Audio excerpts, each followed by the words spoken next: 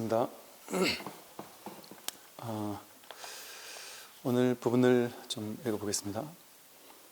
나아가 천룡, 야차, 귀신, 제석천, 범천왕 등의 모습에 대해서도 공경하는 마음도 내지 말고 두려워하지도 말라. 이 마음이 본래 공적하여 일체의 형상이나 모습은 다 허망한 것이니 결코 형상을 취하지는 말라. 이제 철용, 용이라든지 야차, 또 귀신, 제석천, 범천, 그 뭐가 됐든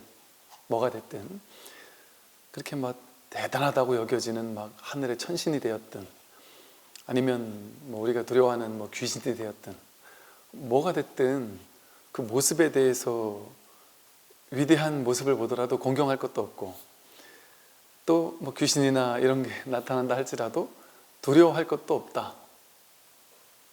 이 마음이 본래 공적해서, 그 모든 형상은 본래 공적해서 일체의 형상이나 모습은 다 허망한 거란 말이에요. 그러니까 형상을 취할 것은 없다. 우리는 이것 때문에 되게 고생 많이 하죠.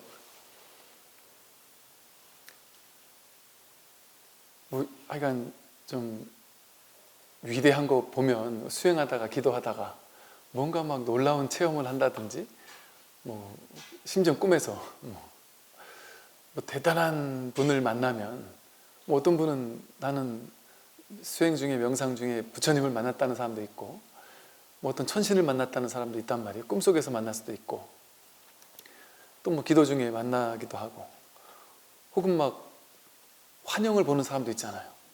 그래서 울어요. 이제 저한테도 제 눈에는 자꾸 귀신이 보여요, 이런 사람도 있고요.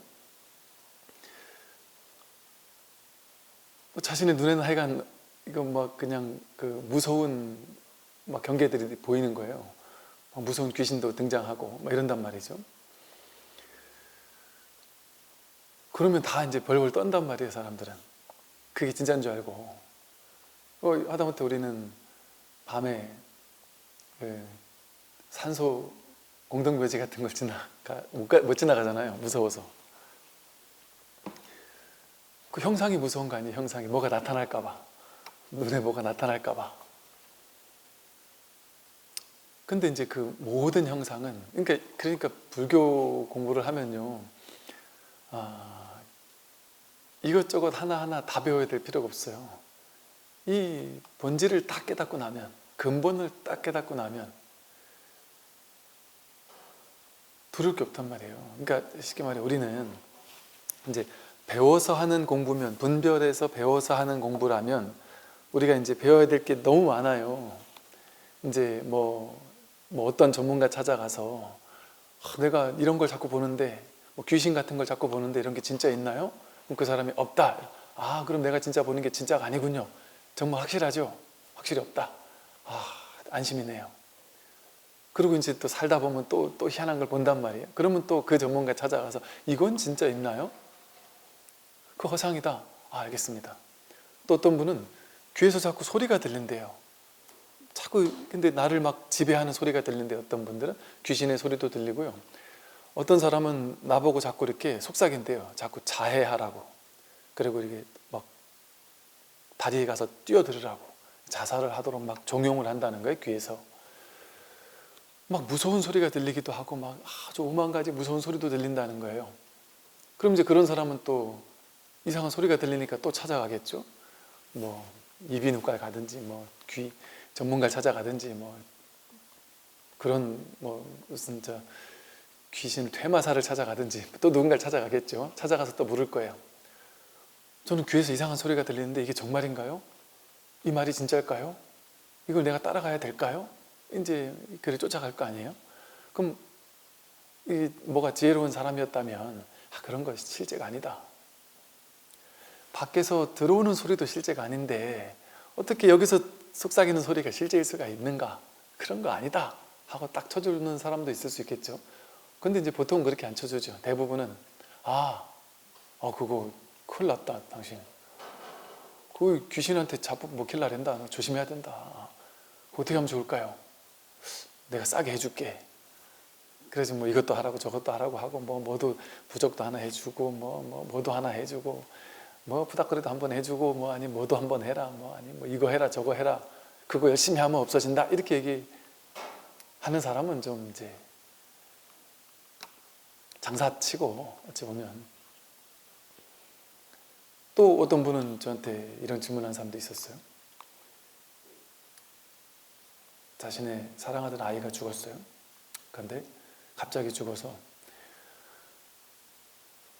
내가 죽기 전에 하고 싶은 말도 못하고 한 번은 만나고 싶은데 하는 마음이 있다 보니까 어디서 누가 그러는 거예요. 어떤 사람을 찾아가면 그 사람이 그 영매가 그 아이와 다시 만나게 해준다. 영혼을 만나게 해준다더라. 그래서 영혼을 만나서 그 아이에게 못한 말을 다 할 수 있다더라. 이제 그 말을 들은 거예요. 근데 이제 아이가 너무 보고 싶은 마음으로는 찾아가고 싶은데 이게 돈을 얼마를 내라고 할지 그거 하고 나서는 심지어 그 정도 돈에서 끝날지 아니면 뭘 더 하라고 할지 아이한테 뭐가 잘못됐다고 하면서 뭔가를 더 하라고 하면 어쩌나 뭐 온갖 이제 그리고 이게 진짜가 맞을까 뭐 온갖 두려움이 있어서 이걸 가야 되나 말해야 되나 이제 걱정이 된단 말이에요. 그러면 이제 이렇게 물어본단 말이에요. 아, 스님 이런 게 진짜인가요? 이런 거 내가 해야 될까요? 그래도 아이를 위해서 뭔가 한 번은 내가 만나고 싶은데 이거 진짜일까요? 또 이렇게 물어볼 거란 말이죠. 물어본단 말이죠. 그러면 또 그런단 말이에요. 여기서 형상은 모두 진실하지 않고 공하다고 했잖아요. 인연 따라 생겨나고 사라지는 모든 것은 진실한 것이 아니란 말이에요. 여몽, 한포영, 꿈과 같고 환영과 같고 물거품과 같은 것이다. 그 모양을 취할 필요가 없다 이렇게 얘기를 한단 말이죠. 그럼 이제 여기서 끝나겠어요. 사람들이 평생토록 온갖 뭐 대단한 걸 만나면 또 쪼르륵 찾아가서 물어볼 거 아니에요. 아 스님 제가 뭐 공부 중에 수행 중에 아니면 꿈속에서 위대한 뭘 만났는데 이게 무슨 뜻이죠? 물어본단 말이에요. 꿈 해몽도 해달라고. 공부 중에 이런 경계도 있었습니다. 이건 뭔가요? 저건 뭔가요? 계속 물어봐요. 왜? 모양이 다르니까, 경계가 다르니까, 좋은 거 나쁜 거 막 온갖 경계가 다르니까 경계마다 다 뭔가 뜻이 있겠지. 그래서 이게 진짜인가요? 저게 진짜인가요? 이건 무슨 뜻인가요? 이런 게 왜 나한테 왔을까요? 내가 팔자가 드세서 그런가요?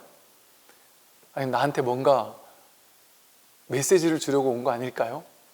이 귀신이 나를 잡아먹으면 어떡하죠? 저는 스님 어젯밤에 그 가위를 심하게 눌렸는데 요즘 따라 갑자기 가위가 막 심하게 눌러서 아주 막 그 귀신의 몸짓이 그냥 느껴지기도 하고 때로는 나를 막 억누르는 것 같기도 하고 때로는 막 어둠의 기운 같은 것들이 나를 막 꼼짝 못하게 만들기도 했고 또 심지어 그런 사람도 있어요. 자는데 이상한 귀신이 와가지고 나를 막 겁탈했다. 귀신이 온갖 종류가 많단 말이에요. 이 모양 쫓아가서 이건 무슨 뜻인가요? 저건 무슨 뜻인가요? 이건 뭔가요? 저건 뭔가요? 막 오만 가지 희한한 경계가 딱 나타나면 모양의 경계가 나타날 때마다 우리는 하나하나가 다 다른 경계인 줄 알고 다 뭔가 뜻이 있는 줄 알고 의미가 있는 줄 알고 그 하나하나를 다 해결하려고 맞서 싸웠단 말이에요. 알려고 하고. 그런데 이 세상에 원리를 알면 쉽게 말해 진리를 알면 부처님께서 말씀하신 연기법의 진실을 안다면 공하다라는 이 진실을 안다면 성결한 모든 것, 모양 있는 모든 것 그건 전부 다 모양 있는 그대로 모양이 없단 말이에요. 허상이에요. 공하단 말이에요. 그 사실을 알면 이제는 아무것도 두려워할 게 없죠. 귀신이 나오든 뭐 악마가 나오든 뭐 마귀가 나오든 마녀가 나오든 뭐 급수가 아무리 높은 귀신이 나와도 상관할 바가 아니란 말이에요. 아무리 대단한 부처가 나와도 상관할 바가 아니란 말이에요. 보세요. 이게 천룡, 야차, 귀신, 제석천, 범천 어떤 모습이 나오더라도 그 모습에 대해 공경하는 마음도 내지 말고 두려워하지도 마라. 공경할 것도 없고 두려워할 것도 없어요. 그러니까 이 원리만 깨닫는다면 어떤 경계가 오더라도 우리가 두려워할 필요가 있겠습니까? 그거 진짜가 아니에요. 진짜지 않다. 근데 내 쪽에서 그게 뭔가 그 모양에다 대고 내가 본 모양에다 대고 뭔가 의미가 있을 거야. 저게 나를 죽이려고 온 걸 거야. 내가 죽을 때가 다 돼서 저런 귀신이 보이나? 이런 식의 의미를 부여하면서 그 귀신에 대해서 무서워하기 시작하면 그 귀신이 나에게 실제 있는 존재로, 힘을 지닌 존재로 나를 괴롭혀요. 왜? 내가 힘을 부여해 준 거예요. 내가 그 귀신의 실제성을 내가 부여했단 말이에요. 내가 부여해 놓고 내가 거기 괴로워서 두려워서 떠는 거예요. 그러니까 이걸 자승자박, 무승자박이라고 하는 거예요. 자기가 거기에 대해서 의미 부여를 해놓고, 그게 실제 들렸어도 상관없어요. 뭐 실제 들리는 게 진짜 나를 괴롭히는 거냐, 귀에서 나를 막 이게 무슨 귀신의 소리가 들린다, 아니 귀신의 소리가 들리나, 바깥에서 빵빵 소리가 들리나, 뭔 상관이 있어요. 그냥 소리가 들릴 뿐이지, 분별할 것 없이 그냥 들을 뿐이잖아요. 그 첫 번째 자리 딱 들음, 이 자리에 그냥 있으면 아무 일이 없어요. 근데 두 번째 자리 떨어져서 내가 그 소리를 쫓아가가지고 귀신이 나한테 뭐라고 속삭였어요. 심지어는 우리나라도 그런 분이 있고, 심지어는 저 외국에 모 나라의 무슨 뭐 대사 하시는 분인데, 그분 이제 뭐 가족분은 그 현지인인가 봐요. 그 현지인 뭐 어떤 분이 한국까지 오셨어요, 물어보러. 이거는 정말, 이거 내가 어떻게 해야 될지를 모르겠습니다. 이게 뭔가가 있는 것 같은데 내가 도대체 뭘 해야 될지 모르겠습니다 하면서. 뭔데요? 그랬더니 제가 얼마 전부터 꿈을 꾸는데 예지몽 같은 걸 꿉니다. 그런데 이게 막 때로는 마치기도 하는 것 같습니다. 근데 그 예지가 내 개인적인 예지가 아니라 국가적인 예지이거나 이 세계적인 예지 같은 꿈을 꿉니다. 뭐 세계가 이렇게 막 무너지는 꿈을 꾸기도 하고, 어떨 때는 뭐 세계적인 어떤 막 강렬한 메시지 같은 것들을 막 받는다는 거예요. 제가 어떻게 해야 되죠? 뭘 어떻게 하겠어요? 그냥 그럴 뿐이지. 그래도 스님, 제가 이게 뭔가 맞을 때가 있는 거 보면 뭔가 제가 이것을 통해서 세상을 뭔가 구원해 줄 수 있는 뭔가가 있는 건 아닐까요? 막 그렇게 생각이 되면 그럼 뭐 할 수 있는 데까지 해보세요. 그러면 국가기관에 전화해서 내가 누군데 내 이런 꿈을 꿨다, 조심하십시오, 얘기를 한번 하세요. 그러면 진지하게. 그 사람이 들으면 듣는갑다 하는 거고, 그 대신 말은 할 수 있지만 이 말을 안 들으면 절대 안 된다라는 그런 생각은 버리셔라.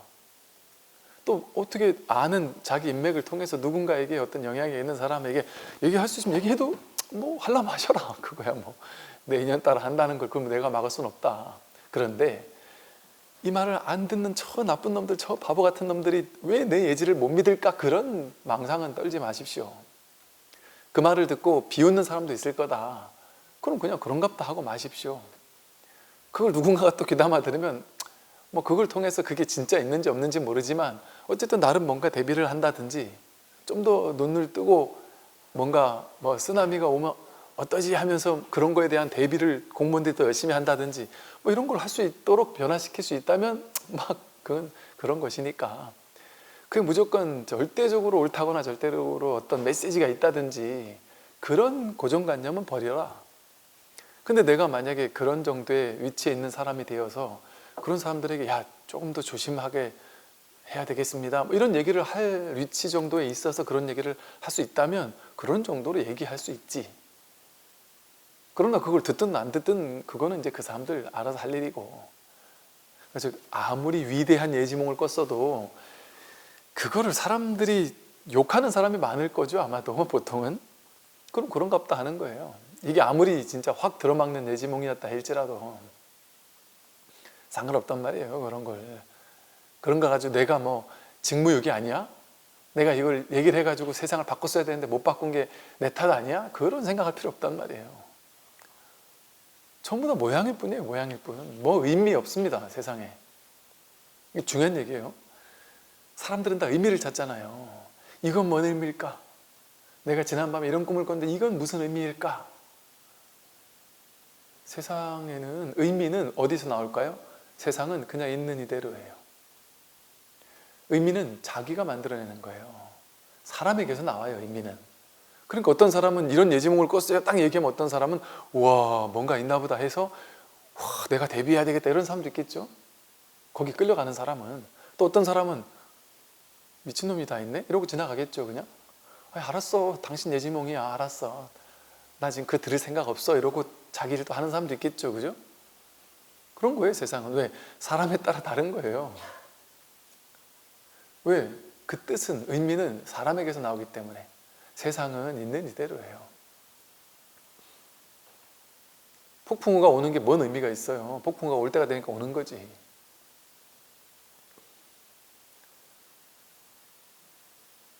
모든 것은 그냥 인연 따라 오고 인연 따라 가는 거예요. 인연 따라 오고 인연 따라 가는 데는 상당한 비중을 가진 뭔가와 아주 비중이 없는 뭔가가 따로 있으면 그건 불이법이 아니지 않아요?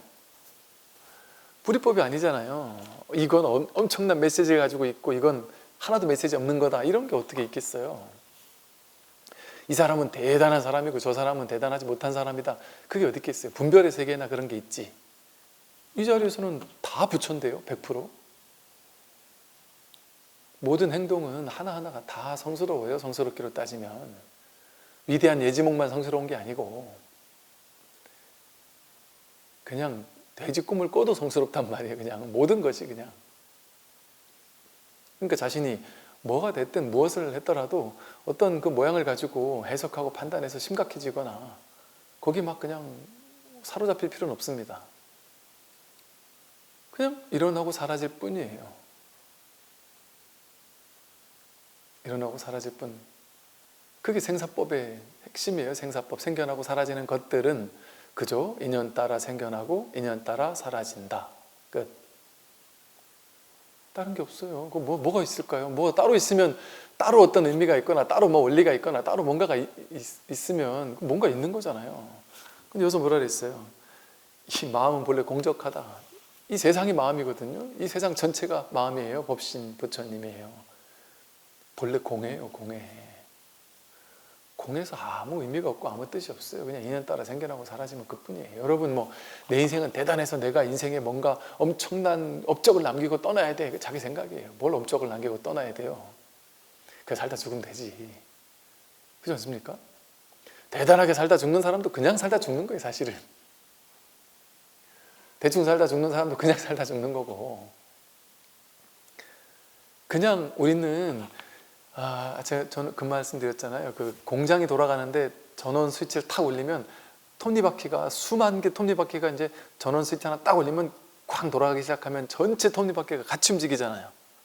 수만 개 톱니바퀴가 같이 움직여서 기계를 작동시킬 거 아니에요? 근데 그 중에 이 톱니와 이 톱니를 연결해주는 중간 톱니 하나가 조그만한 톱니가 있어요. 근데 이 수만 개 톱니가 움직여야 되는데 이 톱니 하나만 싹 빼버리면 공장 전체가 가동을 멈춰요.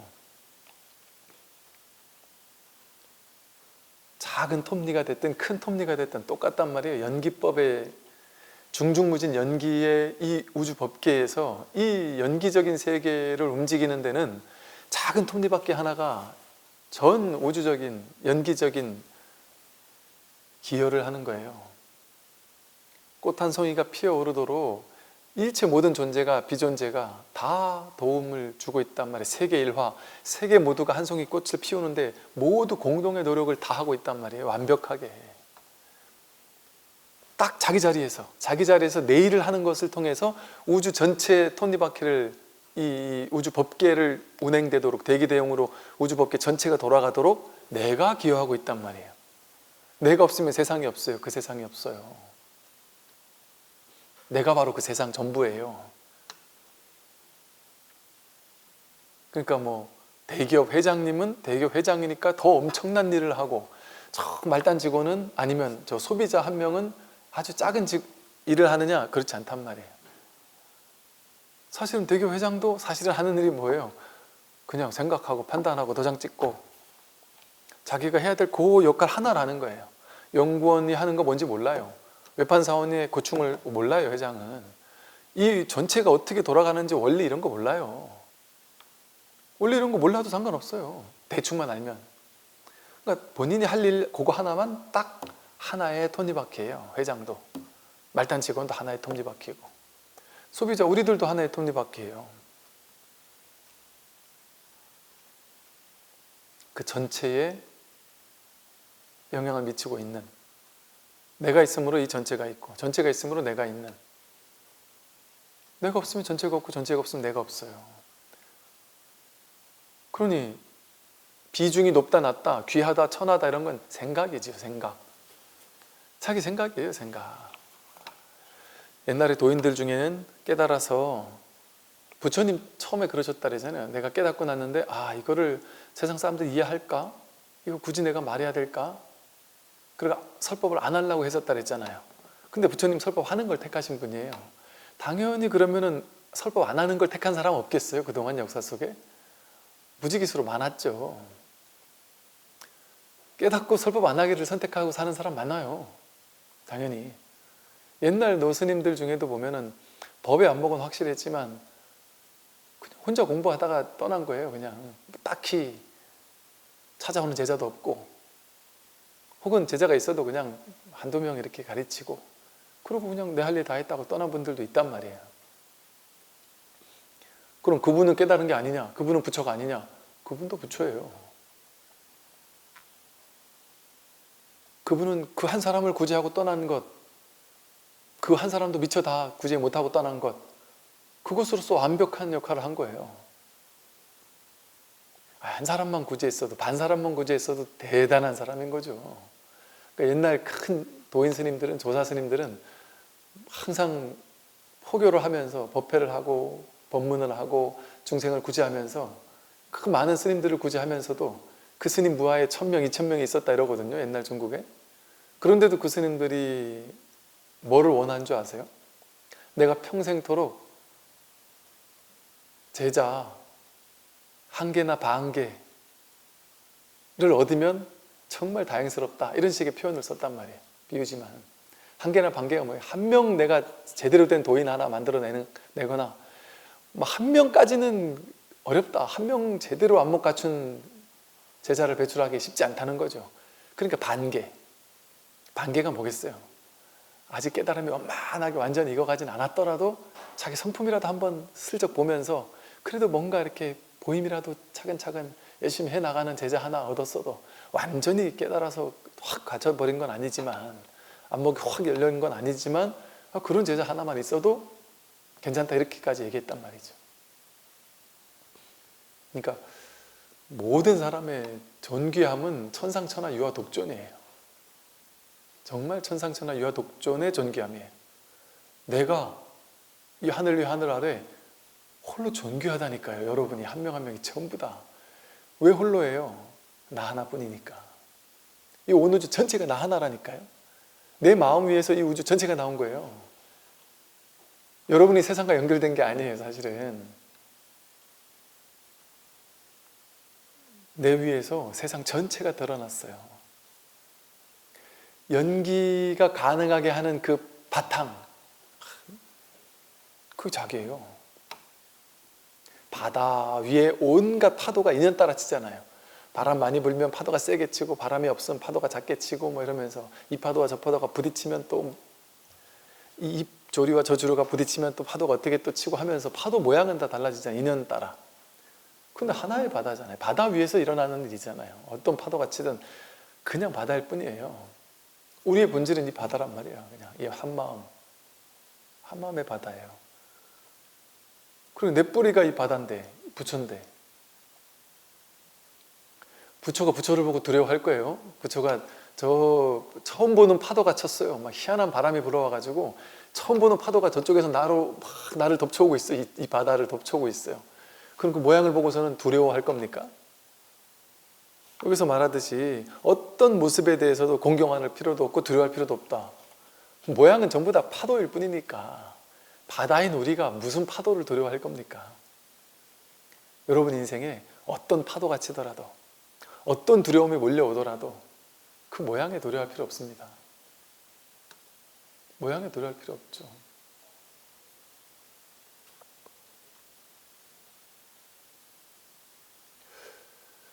예를 들어 이러지 않을까요? 이제 자기 생각 속의 두려움에 막 빠져 있는 사람도 많거든요.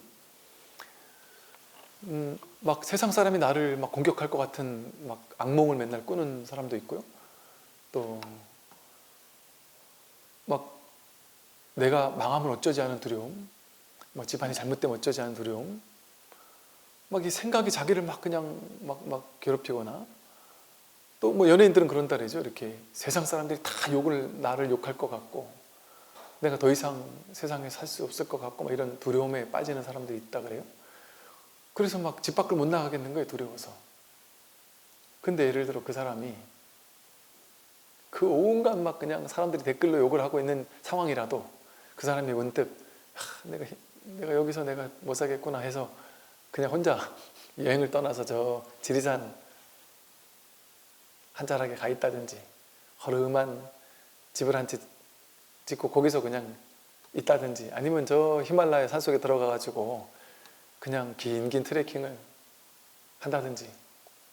제가 히말라야를 한 달 이렇게 트레킹을 해보니까, 야, 정말 시간 여유 있고 하면 지금처럼 이렇게 내가 한두 달밖에 시간이 없었으니 조금은 어찌 보면 조금 빨리 걸어 다녔는데, 야, 나중에 뭐 이렇게 시간 있으면 이제 인도나 히말라야 같은 데 들어가서 그 이게 한 두세 시간 거리에 하나씩 롯지 이렇게 게스트하우스가 있거든요.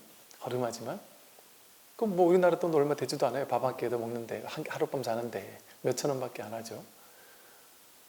그럼 뭐 그냥 여기 와서 한 1년 이 롯지에서 한 일주일이든 한 달이든 이래 바람 구경하고 하늘 구경하고 별 구경하고, 그러면 공부하고 길도 걷고 산책도 하다가 또 좀 지루하면은 또 이렇게 몇 시간 걸어서 그 다음 롯지 가서 또 며칠이고 이렇게 지내다가 이래 살면 얼마나 좋겠다는 생각을 한 적이 있었거든요. 예를 들어 그렇게 막 두려웠던 사람이 갑자기 그렇게 산으로 쏙 들어갔다 생각해 보세요.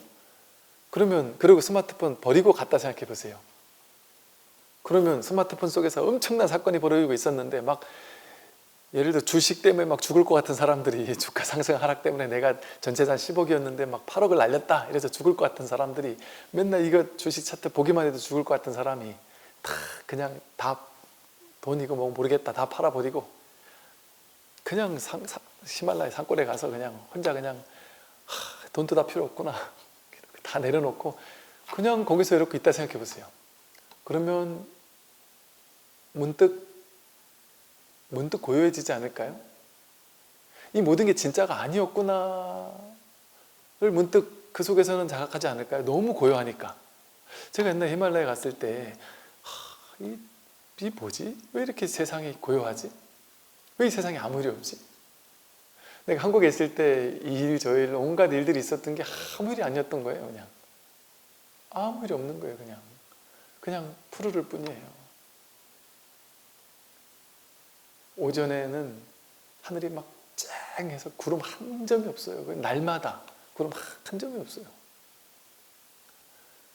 그리고 이제 오후 나절이 되면 어디서 이 파랗고 이렇게 새파란 하늘 쨍한 곳에서 도대체 어디서 이 구름은 나타났을까 싶을 정도로 오후 나절이 되면 희한하게 구름이 또 하나둘씩 모여들어요. 또 언제 그랬냐는 듯이 또 그 다음 아침 되면 또 쨍하고.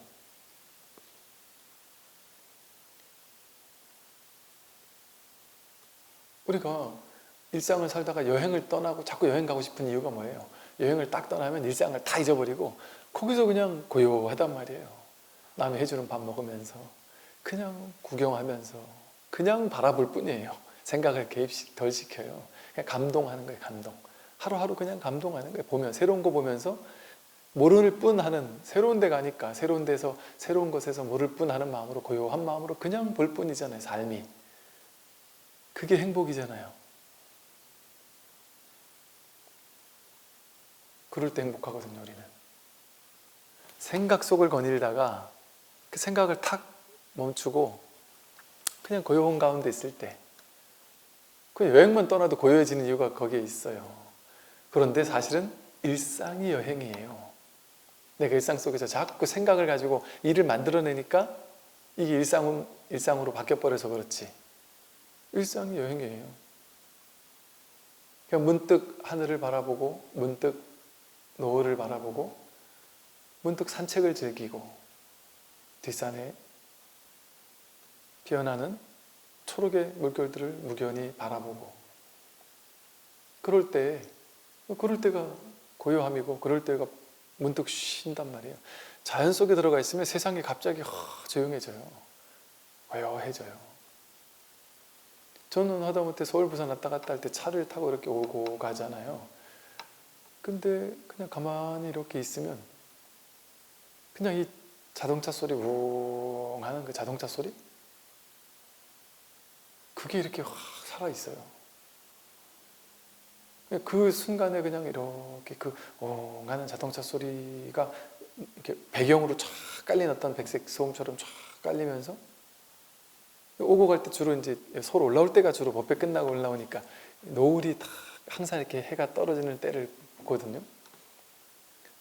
그럼 그냥 무견한 차 소리 우웅 하는 소리에 두 눈에는 하늘이 아주 노을이 아름답게 이 세상을 수놓고 있어요. 아무 일이 없어요. 그냥 그럴 뿐이지.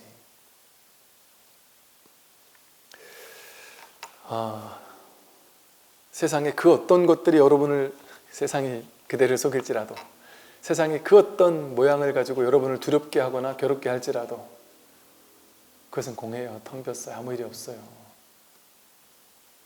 거기에 공경하는 마음, 위대한 뭔가를 봐도 공경하는 마음을 낼 필요 없습니다.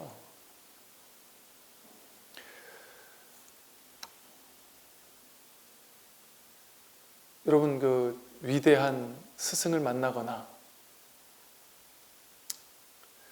뭐 이제 어제도 뭐 스승의 날이라고 해서 뭐 우리 법우님들이 뭐 스승의 날 노래를 막 불러주시고 뭐 이래저래 막 그러신데, 이제 이게 저는 이제 좀 오그라든달까, 그래서 그냥 어쨌든 최소한 당신들이 막 그냥 좋아서 하시니 제가 뭐 아무 말은 안 하지만,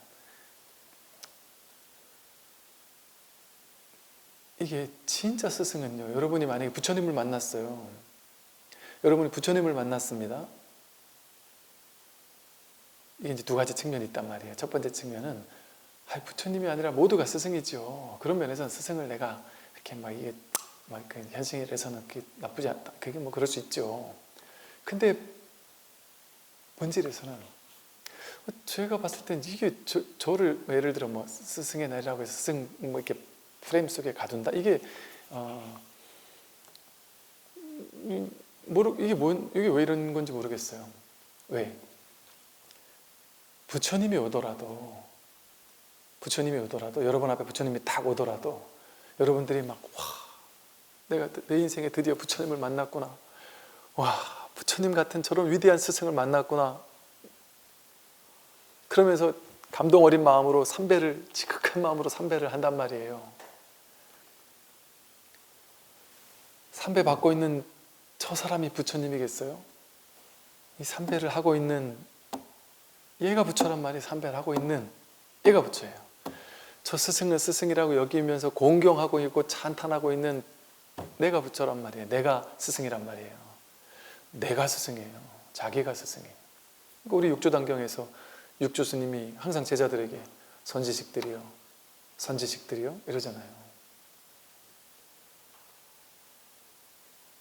그러니까 이제 뭐 현실은 현실이지만 우리가 이 낙천은 알고 그런 현실에 연극을 해야 되겠죠.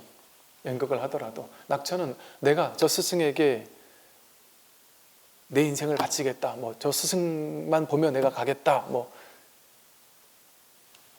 이거를 너무 과하게 스승 프레임을 씌워가지고 내가 그 스승의 종속된 사람처럼 이렇게 만들어버리면 큰일 나요. 그러면 어떤 일이 벌어지느냐? 내가 스승이라는 것을 망각하게 돼요. 자기 스승을 못 보게 돼요. 왜? 바깥에 스승이 있으니까. 내가 귀해야 할 저 스승이 있으니까. 저 스승을 쫓아가기 바쁜 사람은 자기 스승을 볼 수 있겠어요? 자기 부처를 볼 수 있겠어요? 부처는 바깥에 있는데요, 그 사람 마음속에는. 그러니까 부처나 스승을 바깥에 두는 사람은 자기 부처를 볼 마음이 없는 거예요. 물론 이제 다 알면서 그렇게 끌려가지 않으면서 뭐 그럴 수는 있죠. 당연히 그런 연극은 할 수 있죠. 그러나 이제 진정으로는 그 형상에 있지 않다. 부처도 그 형상에 있지 않습니다. 자기에게 없는 건 이 세상에 없어요. 부처에게도 없어요. 여러분, 말하고 보니까 명언이네요.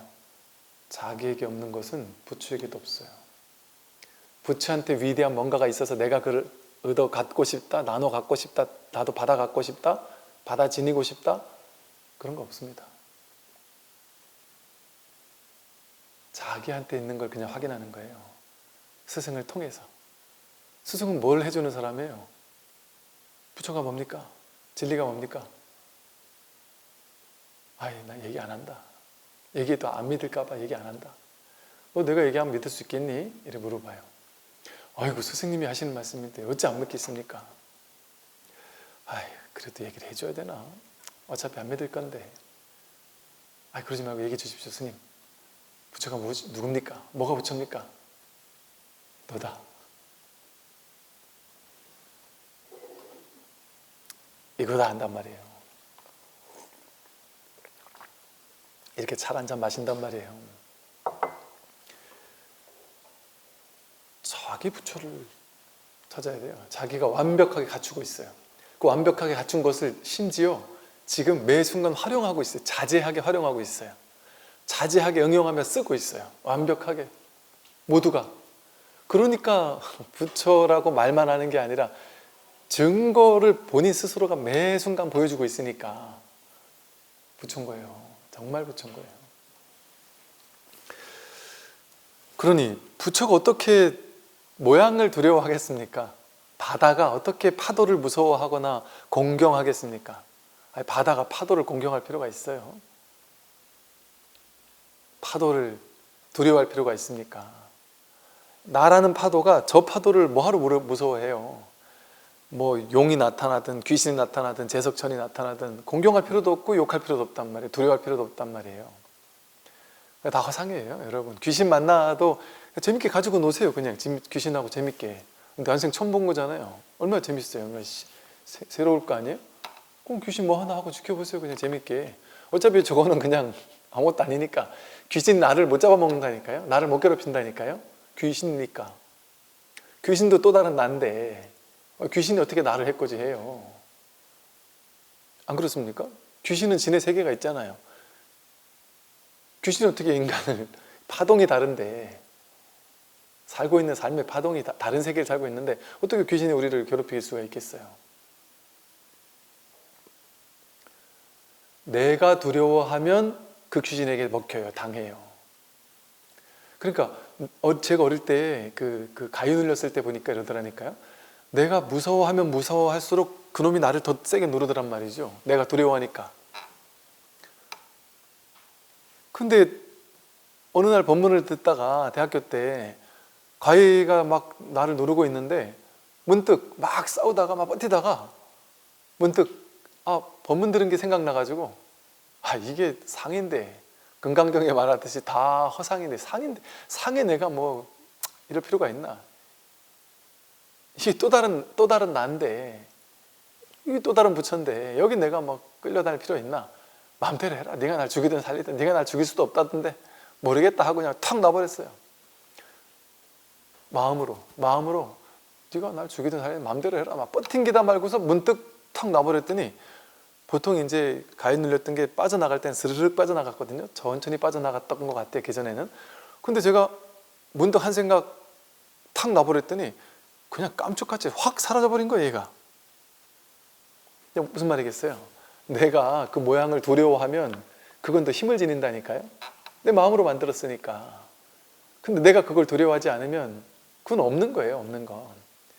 그러니까 여러분, 영화나 무슨 옛날 뉴에이지 책 같은 것도 보면 이런 얘기 나와요. 옛날 류시화 시인이 쓴 그 무슨 수호천사 관련된 책을 한번 누가 읽어봤더니 거기도 그런 얘기 있더라고요. 귀신이 거기 있었나? 하여간 귀신이 지네끼리 이제 이렇게 있단 말이에요. 근데 이제 많은 사람들이 다 귀신을 못 보겠죠. 근데 이제 이 사람이 그 귀신과 눈이 마주쳤어요. 그래가지고 깜짝 놀라는 거예요. 혼자 벌벌 떨고 있는 거예요. 그러니까 이제 귀신들끼리 속삭이는 거예요. 야, 이 많은 사람들 중에 저기 저 사람 있잖아. 저 사람이 나를 보고 놀란 것 같아. 나를 보고 두려워한 것 같아. 그러니까 옆에 있는 귀신들이 에이 설마 그럴 리가 있어? 그럴 리가 있어? 그러면서 정말이야? 이랬더니 갑자기 귀신들이 우르르 몰려들면서 와 이러면서 몰려들면서 그 사람을, 왜? 걔가 나한테 쪼니까 두려워하니까 재밌는 구경거리가 생긴 거예요. 그러니까 이제 귀신들이 막 그냥 무서운 표정을 하면서 그 사람에게 다가간단 말이죠. 그 사람은, 딴 사람들은 아무것도 모르는데 그 사람 혼자 막 두려움에 떤단 말이에요. 그러니까 귀신들이 막 더 달려들더란 말이죠. 이게 상징적으로 한 얘기죠. 상징적으로. 뭐가 귀신이에요? 그럼 귀신이 실제 하는 게 아니라 자기 마음에서 만드는 거예요. 귀신을 100% 자기 마음에서 만들어요. 그러니까 자기가 자기를 죽일 수 없듯이 귀신이 나를 죽일 수 없어요. 그건 무엇도 다 한바탕 속이니까, 한마음 속이니까, 다 자기니까. 결국은 내가 나를 죽이는 거예요. 내가 나를 괴롭히는 거고, 자승자박이에요. 100% 세상 사는. 무승자박이에요. 내가 귀신을 두려워하면 그 귀신이 나에게 와서 실제 하는 거고, 그거 넘기면 돼요. 그냥 뭔 소리가 들리든 넘기면 돼요. 만일 그래서 일체 형상이나 모습은 다 허망한 것이니 결코 형상을 취하지 말라고 했죠. 만일 부처라는 견해나 법이라는 견해를 일으키거나 불보살 등의 형상에 공경할 생각을 낸다면 스스로가 중생으로 떨어진다. 부처라는 견해, 법이라는 견해, 그 자기 생각 속의 견해 아니에요? 그 견해는 부처일 수가 없어요. 부처는 견해가 없어요. 모양이 없어요. 어떤 게 부처일 거야? 그 생각 때문에 부처를 못 봐요. 부처는 그렇게 만나는 게 아니에요. 그 상을 깨야지만 부처를 만나요. 상을 깨면 너무 흔하게 만나는 게 부처란 말이에요. 아니, 흔하게 만나는 게 아니라 그냥 없던 적이 한 번도 없는 게 부처인데, 우리는 그 상 때문에 못 보는 거예요. 상 때문에. 부처라는 상, 깨달음이라는 상, 깨달으면 이런 걸 거야. 그것만 없으면 약견, 재상, 비상이면 직견열애. 상이 아닌 걸 딱 보면 직견열애라 그러잖아요. 상만 없으면 전부 다 부처인데 우린 자꾸 그 상에 얽매이니까 부처를 못 보는 거예요. 너무 단순한 거라니까, 이 공부는. 불보살 등의 형상에 공경하는 마음을 낸다면 스스로가 중생으로 떨어진다니까요. 부처를 만나면 현상에서는 부처님을 공경하고 절을 해야지요. 근데 형상으로 그냥 이 사법계 현실 세계에서 그냥 절하는 거예요. 절에 오면 부처님께 절하고 예불 하고 하는 거예요. 근데 그게 진짜 저기 부처가 있기 때문에 절하는 게 아니라는 걸 알고 절한단 말이에요. 이 절하니 이게 부처죠. 그걸 알지만 겉으로는 절한단 말이에요. 예법이 그러하니까 한다. 황벽 스님이 깨달아 부처란 말이에요. 근데 왕자가 나중에 황제가 될 사람이 삼위승으로 이제 절에 들어와 가지고 절 생활을 하고 있었어요. 근데 그 삼위승이 황벽 스님한테, 그 큰 스님한테, 이게 지가 왕 될 사람이니까 이제 그렇게 당돌하게 물어보는 거겠죠. 스님, 황벽 스님이 절에 와서 절을 하는 걸 보고서는, 스님 같은 분도 저 형상의 부처에게 절을 하십니까? 그래야 됩니까? 이렇게 대뜸 물어본단 말이에요.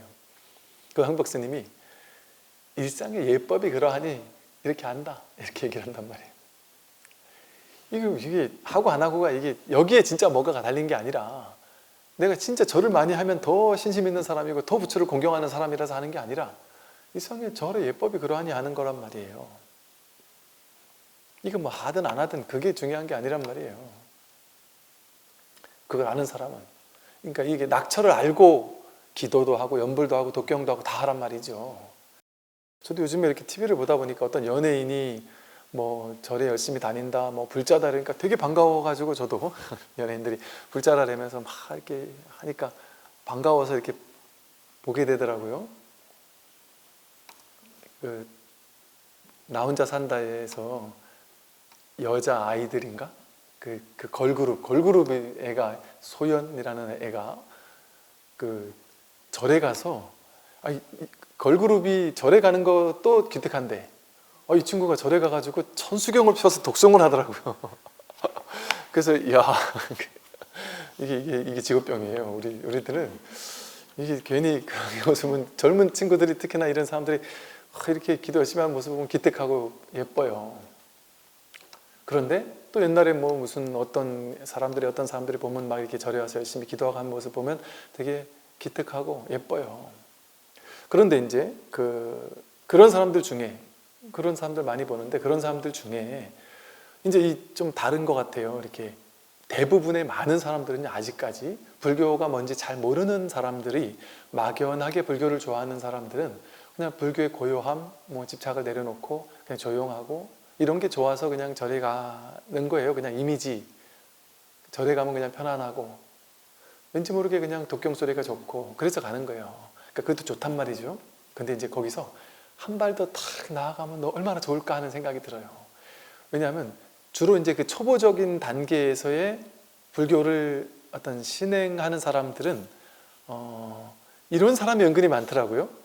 내가 열심히 불교를 믿고는 있는데 그러면서 동시에 뭔가 무슨 뭐 타로 점도 보고 또 무슨 뭐 점도 치고 뭐 운수도 한번 보러 다니고 뭐 절에 열심히 기도하면 어떻게 뭔가 좋은 일이 있을 거라는 어떤 그러니까 전형적인 기복 내지는 어떤 의지처로 느끼는 거죠. 내가 미래에 어떻게 잘 될까요? 안 될까요? 이런 걸 알고 싶은 거예요. 이제 그런 욕망이 있다 보니까 그것과 불교가 결이 비슷하다고 느끼는 거예요, 사람들이. 그러니까 이제 그런 초보 단계의 신앙하는 마음으로 불교를 찾는단 말이죠, 처음에는.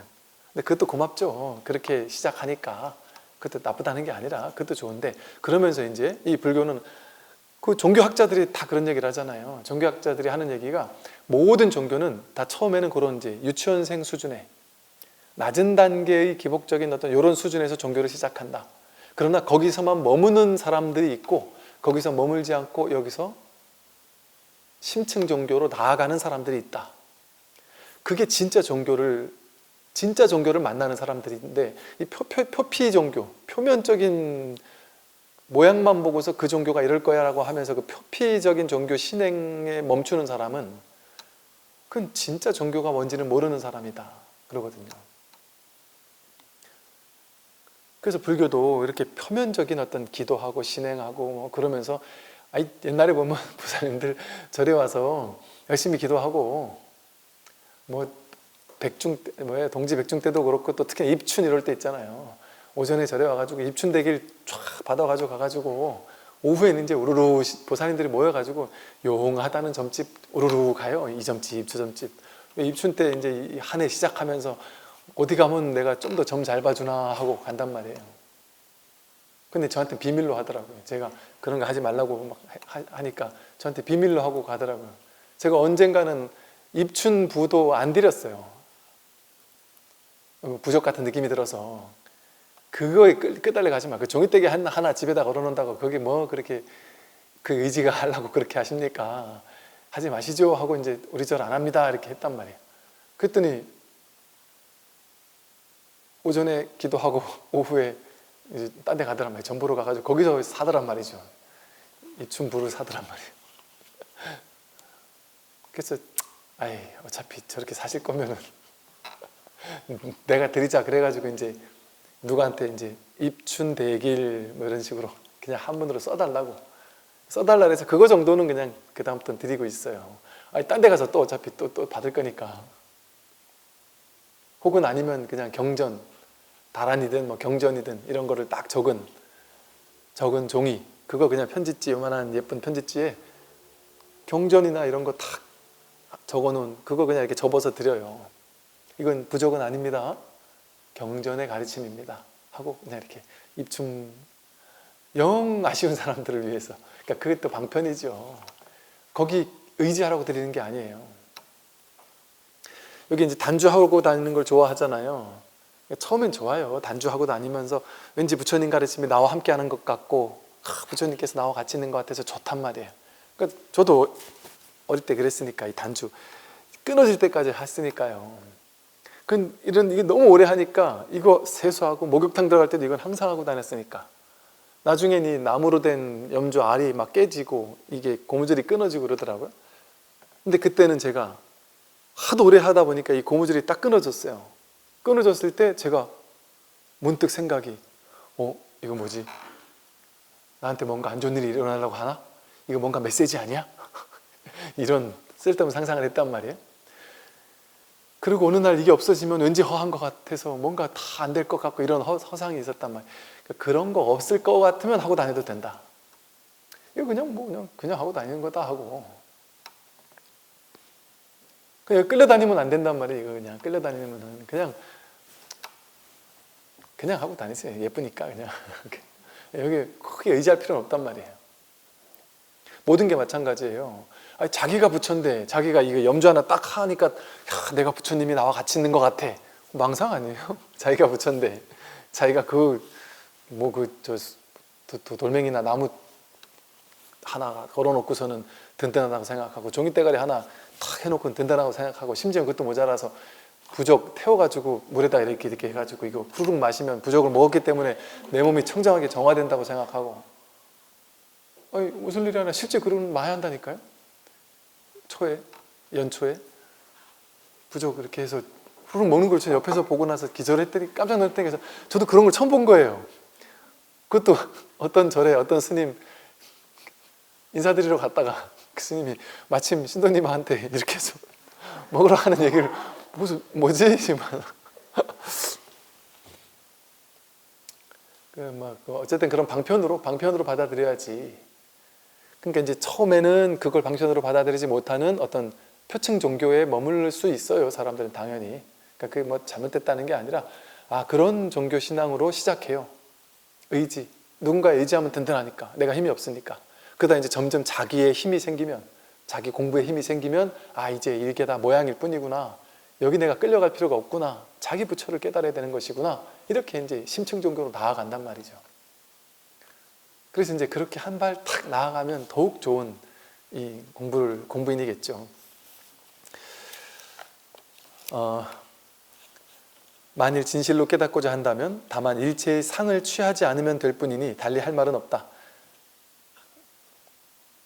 일체의 상을 취하지 않으면 될 뿐. 단막취 일체상. 일체의 상을 취하지만 않으면 돼요. 간단한 거예요, 공부는. 그래서 그러므로 경에 말하기를 무릇 형상이 있는 것은 모두 허망하다. 범소유상 개시 허망이라고 했죠. 이 다음 구절이 약견 재상 비상이면 즉견열이다. 무릇 상 있는 모든 것들은 허망하다. 이렇게 금강경에 탁 나오잖아요. 범소유상 개시 허망. 그 귀신을 봤다. 상 아니에요? 그거 허망한 거죠. 이건 상일 뿐이야 하고 그 상이 비상이라는 걸 알면 열애를 보는 거예요. 그거 끌려가지 않는단 말이에요. 불교는 뭐가 열애예요? 끌려가는 게 중생이고 끌려가지 않는 게 부처예요. 끌려가지 않는 걸 귀하게 여길 뿐이지, 분별하지 않는 걸 귀하게 여길 뿐이지 다른 부처는 없어요. 그냥 분별하면 중생이고 분별하지 않을 때 부처인 거지. 다른 부처는 없단 말이에요. 도무지 정해진 진실이 따로 없고, 정해진 진실이 따로 없어요.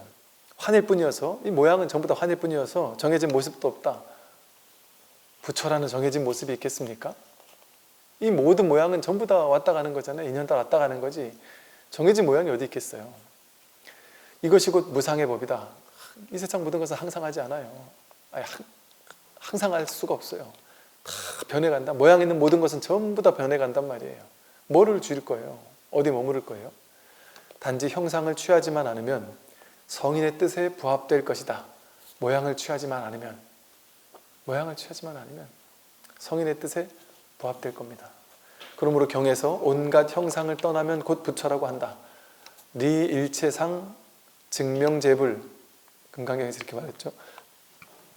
일체의 형상을 떠나면 곧 부처라고 한다. 형상에 집착하는 마음만 떠나면 부처예요.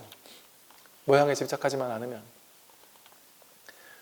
우리는 전부 다 모양을 쫓아가는 거잖아요. 뭐 좋은 가방을 갖고 싶다, 멋있는 차를 타고 싶다, 그건 모양이잖아요. 모양. 왜? 그걸 가지면 남들이 나를 다르게 볼 것 같고, 화장이 잘 받으면 남들이 나를 뭔가 좀 다르게 무시하지 않을 것 같고. 제가 이제 옛날에는 몰라서 그랬어요. 몰라서 화장을 진하게 한, 옛날 대학 다닐 때는 후배들한테도 야, 뭘 화장을 진하게 하냐, 그러면서 이제 화장을 막 진하게 이러는 거를 야, 굳이 그러지 마라. 뭘 그렇게 형상을 끌려다닐 아니느냐, 뭐 이런 식으로 말했는데, 제가 이제 섣불렀구나 이런 생각을 했던 계기가 있었거든요. 어떤 후배가요, 화장을 예쁘게 하고 또 이렇게 이제 뭐랄까 이제 이렇게 막 회사 생활 같은 걸 이렇게 한다고 막 하는데 그 하는 걸 보는데 이렇게 보니까 막 이래저래 정말 모든 사람에게 잘하는 거예요. 막 모든 사람에게 막 다 친절하게 하고 화장도 예쁘게 하고. 그래서 야, 뭐 너무 그렇게까지 뭐 그렇게 하면 힘들지 않니? 너 힘들지 않니? 그럼 뭐 대충 살아. 좀 편케 살아. 뭐 그러면서 이제 뭐 이런저런 그냥 농담 비슷하게 하다가 그런 식의 얘기를 이거 근데 내가 궁금해서 그런데 이게 뭐 화장을 진하게 하고 모든 사람에게 막 이렇게 친절하게 잘해주고 그거 그렇게 하면 힘들지 않나 이랬더니 그 사람이 이런 얘기를 하는 거예요. 사실은 스님이 나중에 여자의 마음을 알아야 된다고 그러면서 저한테 했던 얘기가 뭐냐면요, 여자들이 화장을 진하게 하거나 모든 사람에게 잘하려고 하는 게 이게 내가 잘 보이려고 그러는 게 아니라 이게 세상 사람들이 아니, 남자들도 비슷한 그런 거예요. 남자들도 그런 거예요. 누가 또 이런 얘기를 하거든요. 세상은 진짜 제가 어떤 후배가 그러는 거예요. 막 화를 버럭버럭 내고 큰 소리를 막 친단 말이에요. 야, 너 그렇게까지 화를 내고 소리를 버럭버럭 쳐야지 일이 되니? 그러지 않고서도 일을 할 수 있잖아. 좋게 해서 사람들하고 좋게 해야지. 그때 또 그 친구가 이러는 거예요. 그 똑같은 거더라고요. 이 친구가 하는 말이 그런데 세상 살아보니까 세상 사람들이 다 이 스님 같지가 않아서 세상 사람들이 가는 말이 세면 오는 말이 부드러운데 가는 말이 부드러우면 오는 말이 험하대요. 부드럽게 얘기하면 무시한다는 거예요, 사람들이. 근데 내가 한번 세게 얘기하면 사람들이 무시를 안 한다는 거예요. 뭐 그것과 비슷하게 차도 그렇죠. 좋은 차, 좋은 가방을 딱 가지고 있으면 사람들이 나를 무시 안 한다는 거죠. 내가 화장을 예쁘게 하면 남들이 나를 덜 무시한다는 거죠. 그러니까 이게 어찌 보면 야, 형상의 세계에서는 뭐 그럴 수 있겠구나, 그럴 수 있겠다 싶어요. 그런데 이제 그런 어느 정도 그래서 이제 형상의 세계를 우리는 사니까 그걸 내가 아무리 옳은 것도 무조건 부처님 가르침이 옳으니까 뭐 다 이렇게 해야만 된다 이런 생각 안 해요. 세상 인연 따라 사는 거죠. 제가 어느 날인가 누가 그러시더라고요. 어떤 고사님이 괜히 절에 갈 때는 스님한테 혼날까봐 그 집에 있는 그 비싼 외제차를 못 타고 오겠다고 눈치 보여서 신도님들이 괜히 이렇게 그럴까봐. 그래서 제가 그 고사님께서 고사님 제가 제가 그렇게 보였나요? 그렇다면 제가 죄송합니다. 인연 따라 사는 거죠. 그걸 가지고 뭘 시시비비하고 그러지 않는단 말이에요. 뭘 해도 괜찮단 말이에요. 뭘 해도 상관없죠. 근데 제가 이렇게 말씀드리는 건 그게 잘했다 잘못했다 말씀드리는 게 아니라 내가 그걸 하더라도 겉으로는 그걸 하더라도 마음에서 형상을 넘어설 수 있는 그게 어떤 예의고 예법이니까 혹은 세상 살아가는 어떤 삶의 어떤 그냥 좀 이렇게 방식이니까 사람들이 대부분이 그렇게 하는 방식이니까 그렇게 한다. 그럴 수 있겠구나 하면서 나도 그렇게 살더라도 내가 딱 근원에서는 형상에 끌려다니지 않고 살 수 있는 사람, 그런 사람이 될 수 있단 말이죠. 그래서 뭔가 진짜 갖고 싶은 사람이 예를 들어 이렇다대요. 돈이 없는 사람은 진짜 너무 갖고 싶어 한대요. 근데 돈이 너무 많아서 언제든 살 수 있는 사람은 굳이 그걸 갖고 싶어 하지 않는데요. 언제든 마음껏 살 수 있으니까. 그래서 마음에서 그 상해, 이것이 상이구나 라는 것을 이렇게 내가 깨달을 수만 있으면 현실은 뭘 해도 괜찮아요. 겉으로는 상을 끌려다니는 모습을 취해도 괜찮단 말이에요. 겉으로는 내가 안에서 딱 중심이 잡혀 있으면 겉으로는 뭘 해도 괜찮아요. 그 마음에 진짜 내가 마음에서 동요하지 않는 게 그게 중요한 거지. 현상 세계가 뭐가 중요하겠어요. 그러니까 너무 진짜 너무 잘난 척할 필요도 없지만 너무 못난 척 하려고 또 너무 막 상을 깨고 사는 척 하려고 애쓸 필요도 없어요. 그냥 인연 따라 살면 되는 것이지. 그래서 마음에서만 형상을 떠나면 돼요. 상을 떠나서 그 상을 써먹고 사는 거예요. 현실에서는 어차피. 묻는다. 무엇 때문에 부처님과 보살님들에게 절을 하지 말라고 하십니까? 좀 전에 그랬잖아요. 부처에도 절하지 마라 이랬단 말이에요. 불보살들의 형상에 공경할 마음을 낸다면 스스로가 중생으로 떨어진다. 되게 위험한 발언 아니에요? 부처님과 보살님을 공경할 마음을 내면 당신은 중생일 뿐이다 이 소리잖아요. 이 법의 자리에서는 이게 맞는 말이죠. 제가 아까 했던 것처럼 부처님 보살님을 공경하면서 저분들이 진짜 부처야 라고 생각하면서 공경하면 그건 어리석은 사람이죠. 자기가 중생인 사람이냐 그렇게 하겠죠. 그건 형상일 뿐이니까 이 절을 하고 있는 내가 부처지 어떻게 저게 부처일 수가 있겠어요. 그런데 그걸 알면서도 형상에 끌려가지 않으면서는 절을 골백번을 더해도 괜찮아요. 골백번을 더해도 상관없어요. 그래서 이제 그 질문을 하는 거예요. 무엇 때문에 부처님과 보살님들에게 절을 하지 말라고 하십니까? 답한다. 천마와 파순과 아수라가 신통을 나타내어 보살의 모습을 짓는 것과 같은 갖가지의 변화를 보이는 것이니 이는 외도의 짓이지 부처는 아니다. 이런 식으로 방편으로 썼어요. 즉 모양에 끌려가게 되면 그건 우리는 외도에게 굴복하는 것과 다르지 않아요. 뭐가 외도예요? 모양에 끌려가는 게 모양의 본성을 봐야지 그 모양을만 보고 모양에 끌려가는 마음을 냈다. 그게 외도예요. 근데 모양을 보고도 아 이게 모양일 뿐이구나. 허망한 것이구나. 모양은 모양이 아니구나 해서 부처의 모양에도 집착하지 않고 나쁜 모양에도 집착하지 않는다면 그게 바로 정법이란 말이에요. 근데 아무리 부처의 모양이라 할지라도 부처의 모양을 숭배하고 숭상한다면 그건 외도예요. 외도. 삿된 외도예요. 그래서 삿된 외도들이 주로 뭐 해요? 모양, 형상, 이미지 어떤 거룩한 척하기 위한 다양한 시각적 장치, 이미지 이런 걸 많이 써요. 자기가 당당하지 못하니까 옆에 치장한 거 가지고라도 내가 돋보이게 만들어야 되잖아요.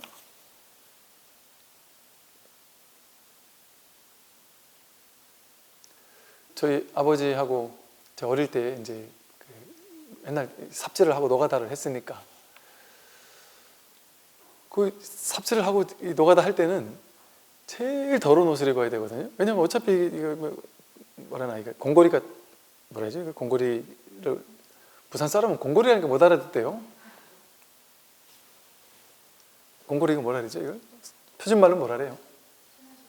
시멘트 이렇게 반죽하는 거 그게 막 튀잖아요. 온몸에 다 튄단 말이에요. 그러니까 이게 뭘 해도 더러워져요. 그리고 막 이렇게 기름칠하고 할 때는 기름 같은 거 다 튀고 하니까 온몸이 막 너무 더러워지니까 최고로 더러운 옷을 입어야 돼요. 원래가. 그러니까 최고로 더러운 옷을 입고 항상 일을 한단 말이에요. 근데 바쁜 와중에 급하게 누가 막 그냥 어디 뭐 다방에서 만나자고 했다는 거예요. 아버님을. 그래서 아버님이 급하게 잠깐만 그냥 잠깐 가서 만나고 온다고 하면서 그러고 그냥 가셨다가 이렇게 오시다가 이러면서 500원짜리 하나 보여주시면서 야 내가 참 다방에 들어가려고 했더니 이걸 주더라고. 거진 줄 알고 이거 가지고 나가라고.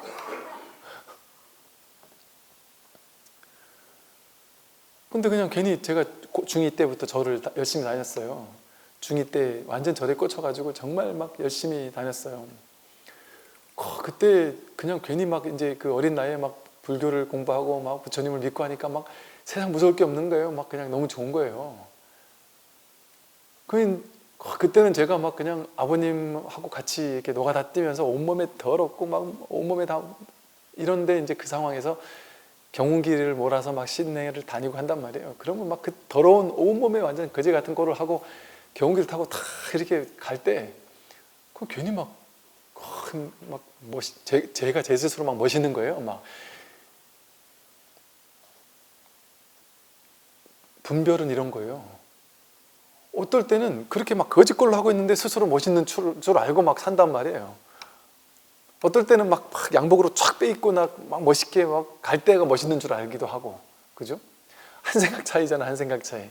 어떤 생각일 때는 저는 그렇게 막 부모님을 이 젊은 나이에 어린 나이에 이렇게 도우면서 이렇게 열심히 일한다는 게 되게 뿌듯했어요. 그런 생각을 할 수도 있잖아요. 한 생각이잖아요. 그 모양, 형상, 아주 안 좋은 모양을 뭔가 우리는 추앙할 수도 있거든요.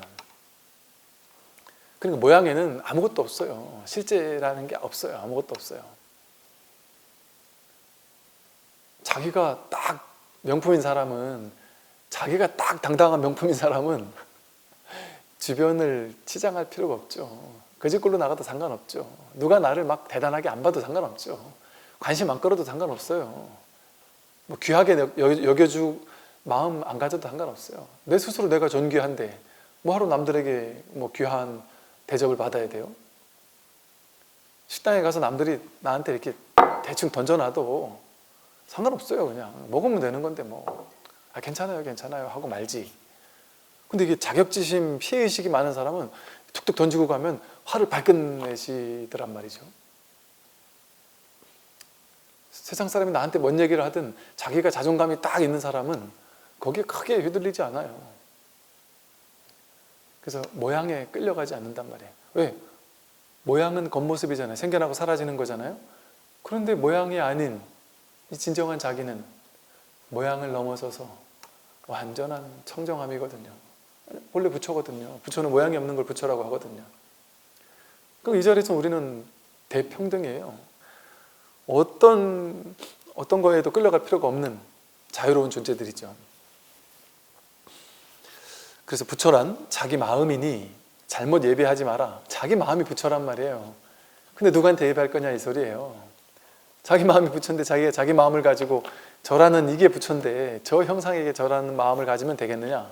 절할 때는 내가 저게 부처님이라 절하는 게 아니에요. 부처가 부처에게 절하는 거예요. 또 여기 현실의 예법이니까 부처가 부처에게 절하는 거예요. 그러니까 나마스테 하면 내 안에 있는 신이 당신에게 있는 신께 예배합니다. 이런 표현이라 그랬잖아요. 그러듯이 우리가 절에 와서 부처님께 절할 때는 저 형상 있는 저 불상이 진짜 부처라서 절하는 게 아니에요. 나라는 부처가 둘이 아닌 저 형상의 부처에게 그냥 절하는 예법으로서 하는 거예요. 그러니 부처란 자기 마음이니 잘못 예배하지 마라. 그게 잘못 예배하는 거죠. 저게 부처고 나는 어리석은 중생이야 하는 마음. 그게 잘못 예배하는 거예요. 부처란 인도어이고 중국에서는 이를 각성이라고 하는데 깨달음의 성품이라고 하는데 여기서 각이란 신령스럽게 깨어있는 것이다. 신령스럽게 깨어있는 것 그게 부처예요. 이렇게 이걸 깨어서 듣지 못하는 사람이 어디 있어요? 이 신령스럽게 깨어있는 이 성품이 부처예요. 누구에게나 갖추고 있는. 그래서 우리는 이 성품 각성을 늘 쓰고 있기 때문에 인연 따라 사물을 대하며 응기전물이라는 말이 선호록에 정말 많이 나오는 말이에요. 사물을 접할 때마다 늘 이 하나의 기틀이란 말이에요. 이 기틀이란 말도 많이 쓰는데 이게 하나의 법이란 말이에요. 이 우주 대기대용의 이 세상을 움직이는 이 하나의 법 하나, 사물을 대할 때마다 바로바로 그 법이란 말이에요. 하나의 진리의 기틀, 그것을 확인한단 말이에요. 보면 볼 때마다 법 아닌 게 없단 말이에요. 법이 드러난다. 들으면 들을 때마다 법이 드러난다. 냄새 맡을 때마다, 향기를 대할 때마다, 인연 따라서 사물을 대할 때마다, 어떤 경계를 대할 때마다, 응기전물, 모든 것을 대할 때마다 항상 각성 아닌 게 없어요. 또 이 말도 많이 써요.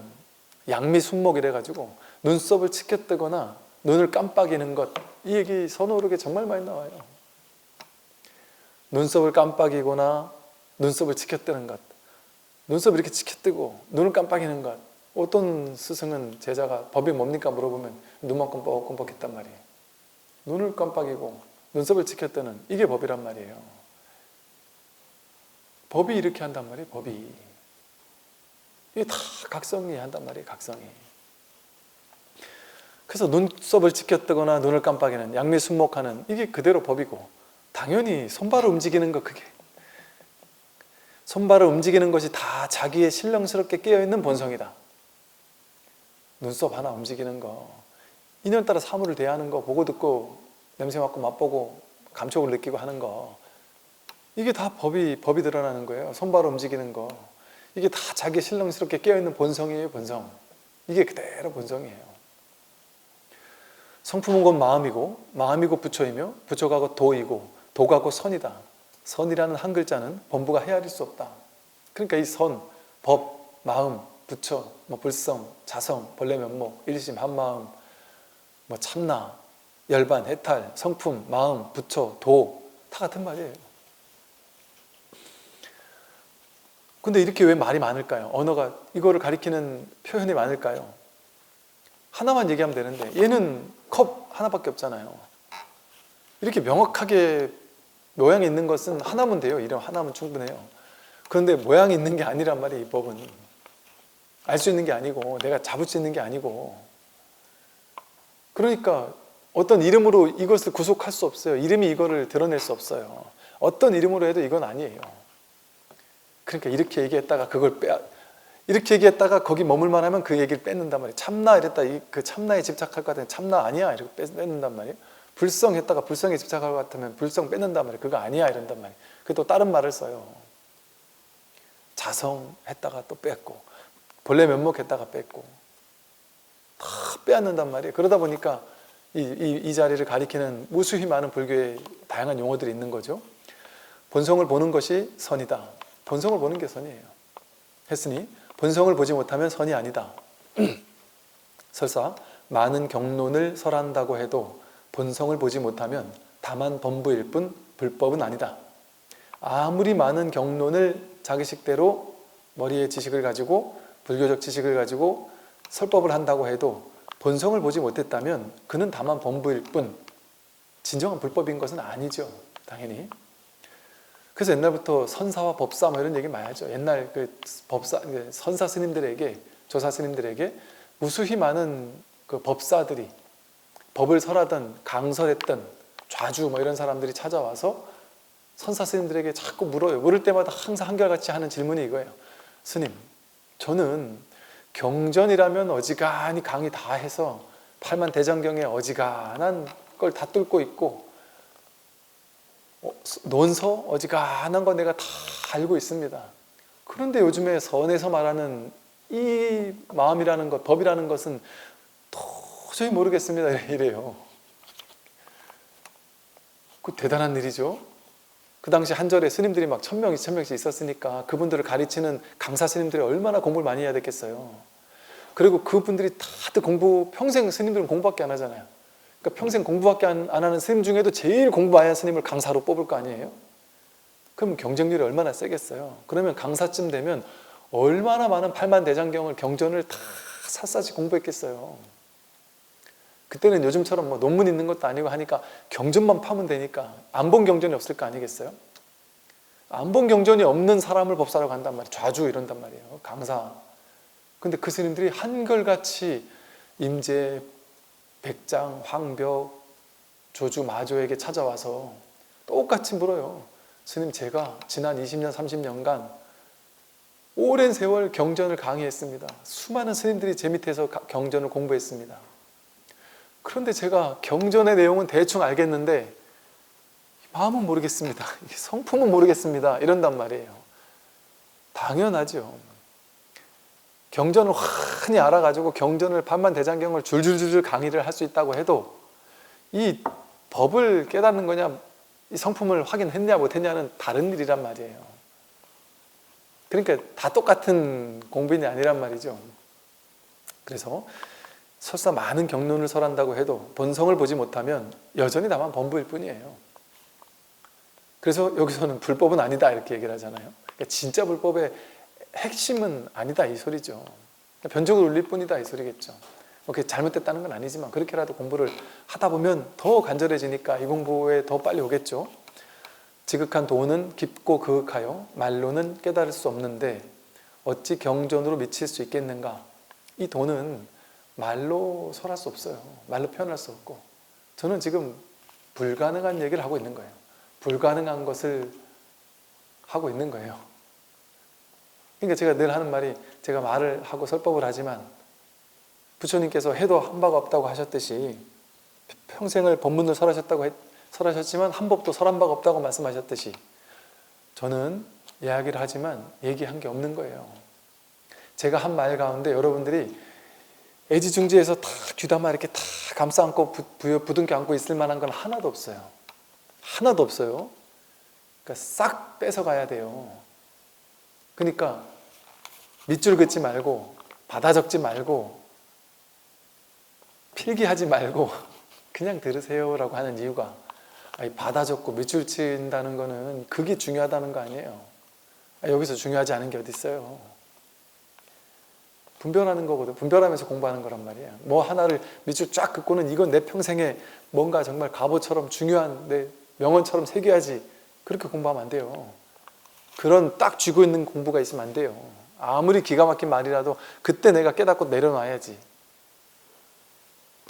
불교의 팔만대장경에 한 글자도 붙잡을 게 없습니다. 다 버려야 돼요.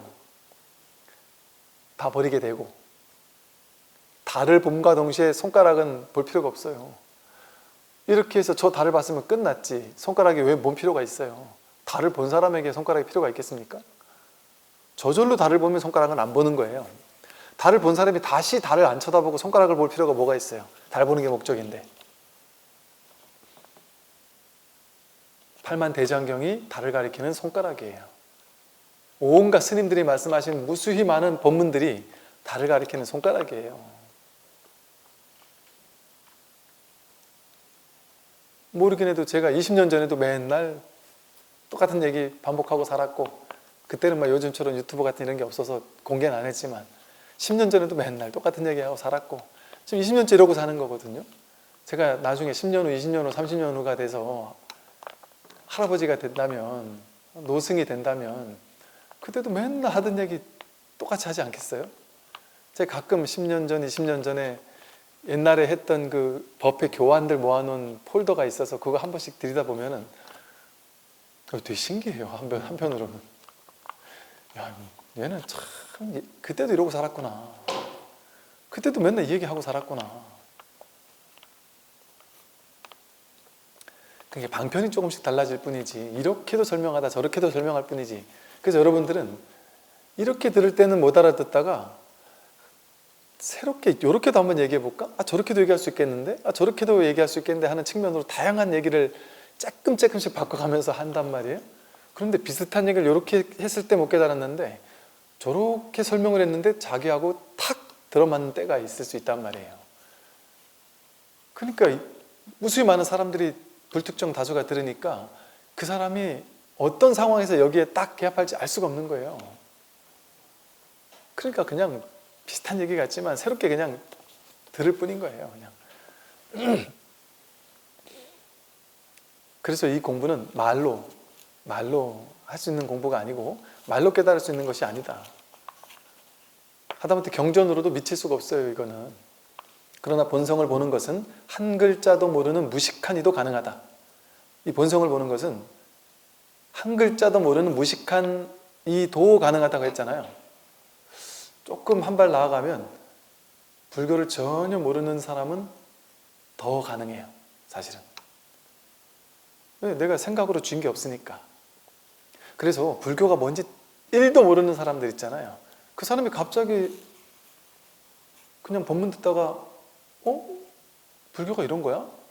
그리고 깜짝 놀라는 사람들이 있어요. 불교는 되게, 본인 머릿속에 도대체 뭘 불교로 여겼는지 모르겠는데 불교는 되게 미신적이고 되게 저급한, 기독교 천주교 신자분들이 이제 그런 얘기들을 하세요. 참여합니다 이러면서.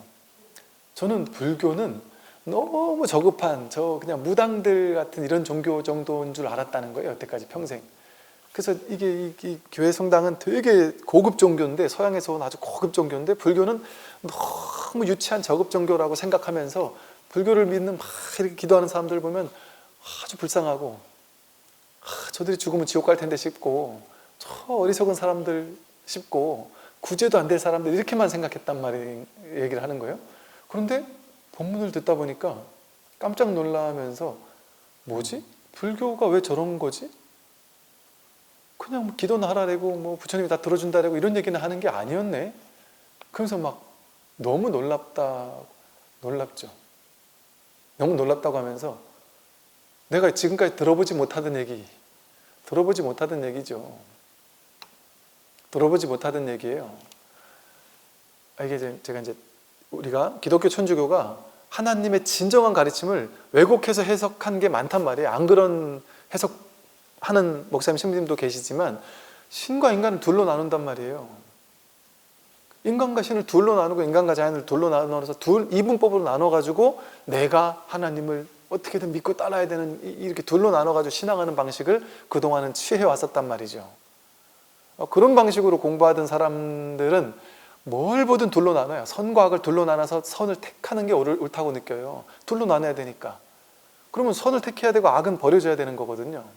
취사 간택을 해야 된단 말이에요. 이게 비슷한 공부 같지만 이렇게 둘로 나누는 공부는 취사 간택을 하는 공부예요. 그러니까 보세요. 전쟁 일으켜서 이 종교 전쟁 일으켜서 이 종교를 안 믿는 사람은 죽여야 돼요. 이 종교 믿는 사람들이 승리해야 돼요. 왜? 이 종교 믿는 사람들끼리 살아야 돼요. 그게 좋은 건 취하고 싫은 건 버리는 거잖아요. 그 사람들도 성경을 믿는 사람들인데도 불구하고 이게 극단적으로 둘로 나누는 거에선 그렇게 된단 말이에요. 그러니까 요즘에 교회 성당에서는 그런 것들을 반성하거든요.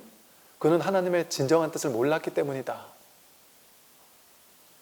그래서 이 해석법, 신관, 신이 정말 누구인지를 보는 관점, 신관이 달라요. 목사님들, 신부님들끼리도 서로 다르거든요. 그러니까 올바른 안목을 가지고 하나님을 보는 분들도 계신단 말이에요. 그러면 이제 이런 얘기가 이해가 간단 말이에요. 왜 하나님이 진짜 선악과를 따먹지 말라고 했는지. 그게 분별하지 말라는 소리거든요. 하나님은 한 번도 예수님의 가르침 보세요. 신약 같은 거 보세요. 전쟁 일으켜가지고 막 그냥 다 죽이라고 막 그렇게 했나. 그래서 이제 진정한 그 심층 종교로 들어가면 기독교가 됐든 천주교가 됐든 불교가 됐든 정말 이 깊은 이 참된 진실의 자리에서 이 같은 자리에서 만날 수 있을 거라고 생각해요. 이 본성을 보는 것은 그 한 글자도 모르는 무식한이도 가능하다. 모르니까 불교가 뭔지를 전혀 모르니까 되게 열심히 들어요. 깜짝 놀랐네 하면서 되게 열심히 듣는단 말이에요. 이 마음 공부를. 그런데요, 불교 20년 30년 기복적으로만 불교를 하던 사람들 있잖아요. 때 되면 점도 보고 이러면서 불교를 기복이라고 생각하면서 아주 낮은 수준의 기복 불교만을 20년 30년 접해오던 분들, 그분들이 이 설법을 듣잖아요. 욕해요. 정말 욕해요. 오히려 그분들이 저를 사탄막이라고 할 수도 있어요. 되게 충격을 받아요. 막 충격을 받는다니까요. 그러니까 제가 전에 모절에 있을 때 이 법문을 계속 했더니 나중에 얘기하더라고요. 나중에. 처음 6개월 동안은 신도님들 사이에서 난리도 아니었다고. 이상한 스님 왔다. 지금까지 우리가 했던 거 다 아니라고 막 한다. 그땐 또 제가 또 막 혈기에 막 좀 세게 얘기한 것도 있고. 그러니까 본인이 여태까지 했던 막 기도 막 이랬던 것들이 전부 다 물거품이 되는 것처럼 느껴지니까 너무 충격을 받았던 거예요. 그게 불교 아니다 하고 막 진짜 불교를 만나야지 하면서 처음엔 좀 세게 얘기를 했더니 되게 충격을 받더라는 거예요. 근데 그 충격이 한두 달 가면 없어지겠지 생각했는데 이게 한 6개월 가더라는 거죠. 그러니까 30년 동안 이게 불교라고 믿었던 사람이 그게 아니라고 하니까 이게 충격을 받는 6개월도 빠른 거죠. 그 업습이 6개월 만에 해결됐으면 다행이죠.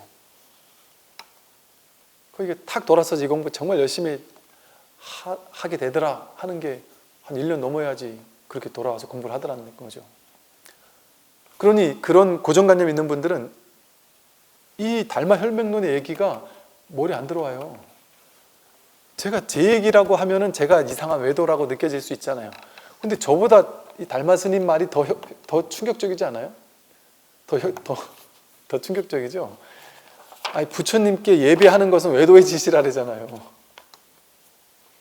육조단경도 보면 되게 파격적이죠. 그 헬로부타 TV 올린 영상 중에 막 20만 클릭을 넘게 한 독보적으로 제일 많은 사람이 본 영상이 있더구만요. 그게 제목이 지옥도 없고 이런 지옥이라는 건 없다 이런 얘기를 하니까 이제 사람들이 막 구름대처럼 많이 영상을 보면서 댓글에 욕을 엄청나게 달아놓으셨더라고요. 이 땡중놈이 왜 지옥이 없다 그랬느냐. 지옥이 있다. 너 지옥 없다는 얘기 하지 마라. 지옥 분명히 있다. 심지어 저만 욕하면 모르겠는데 육조 스님을 욕하면서 육조 스님 같은 한국 불교 이래서 안 된다. 육조 스님 같은 육조 해능 스님 같은 이런 이상한 중을 따라가지고 이 선불교 자체를 욕하고 뭐 이런 사람들도 있더라니까요. 그렇게 된다니까요. 그게 정상이에요. 그게 뭐 문제라고 제가 하는 얘기 아니에요. 정상이에요. 그게 왜? 그런 고정관념을 깨지는데 오랜 시간이 필요해요. 욕해요. 왜? 내가 여태까지 세워놨던 그 축적해놨던 자아상이 깨지는 얘기를 하니까 받아들이고 싶지 않단 말이에요. 그 좋은 현상이에요. 그렇게 욕을 한다는 건 그만큼 내가 뭔가 이게 지금 무너지고 있는 조짐이거든요. 그러면서 이제 하나하나 깨지는 거예요. 그러면서 이제 내가 무너져 내려요. 아직 시작도 안 한 거예요. 시작도. 그렇게 내가 여태까지 쌓아놨던 오치온이라는 위대하다고 생각하는 나라는 게 하나둘 무너져 내리고 깨지기 시작해야 돼요. 그래서 내가 끝끝내 쥐고 싶고 쥐고 있던 것들을 싹 뺏어간단 말이에요. 선에서는 싹 뺏어가 버려요. 하나도 주는 게 없어요. 다 뺏어가야지 비로소 자유로워져요. 비로소 진짜 자기가 누군지를 깨닫게 된단 말이죠. 그래서 오히려 전혀 모르는 사람들은 이 법문 들으면 그런 욕 안 해요. 왜 불교가 뭔지 몰랐는데 이 얘기를 딱 들으면 아 이게 불교인가 보다 훅 받아들여요. 그냥 놀랍더라고요. 불교를 1도 모르는 사람이 이 법문을 듣고 이해되세요? 한 30년 공부한 사람도 이해 안 된다던데? 그랬더니 이해되는데요? 훅 받아들이더라고요. 되게 빨리 받아들이더라고요. 그래서 제가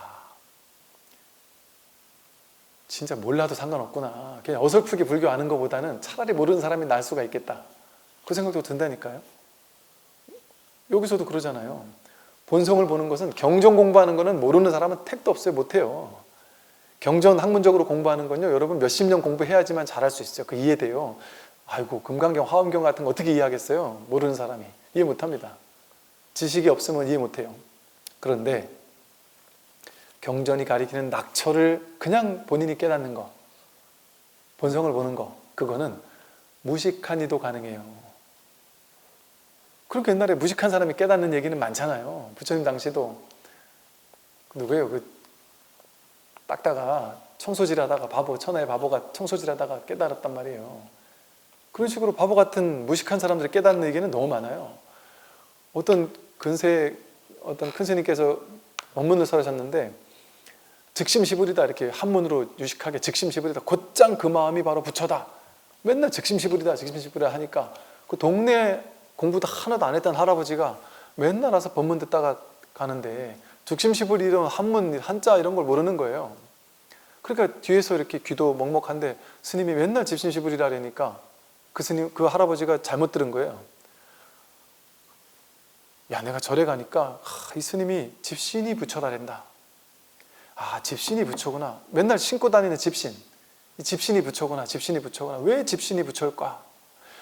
왜 집신이 부처일까? 저렇게 큰 스님께서 집신이 부처라고 하는 데는 분명히 뜻이 있을 텐데 왜 집신이 부처냐? 왜 집신이 부처냐? 여기에 그냥 화두에 사무쳤다가 문득 깨닫고 나니까 집신이 부처더라는 거예요. 그렇게 깨닫는 거예요. 이거 공부하는 게 아니에요. 그래서 화두는. 그러니까 옛날 스님들, 화두 가르치는 스님들께서는 공부하지 마라, 문자 보지 마라 이랬단 말이에요.